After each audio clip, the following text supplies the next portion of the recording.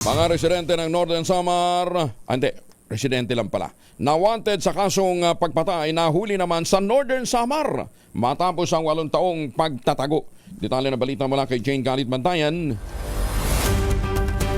Morning, Jane. Arestado sa sarili niyang lugar dito sa lalawigan ng Northern Samar ang isang wanted sa National Capital Region matapos ang 8 taon na pagtatago.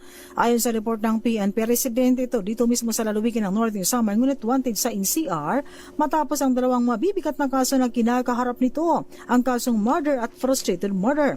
Arestado na sabing wanted sa joint operation ng personnel ng Silvino Lobos Municipal Police Station kasama ang 2nd Northern Samar Provincial Mobile First Company na nahuli sa Barangay Poblasyon 1, Silvino Lubos.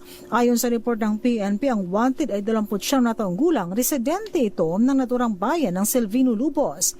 Inaresto ito sa bisa ng warrant of arrest mula sa Regional Trial Court, National Capital Region, City of Muntinlupa, Pichado, July 6, 2018 pa. 200,000 pesos ang piyansa na inilagak ng korte sa kasong frustrated murder, ngunit walang piyansa sa kasong kinakaharap nito na murder. Pansamantalang dinala ang nasabing wanted sa Criminal Investigation and Detection Group, Western Samar Provincial Field Unit.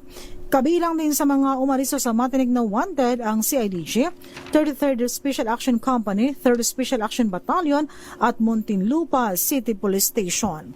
Mula sa Action Radio Katarman sa lalawigan ng Northern Samar, RH34 Jane Galit Bantayan, una sa Pilipinas, una sa Pilipinas. Daghang salamat, Jane Galit Bantayan.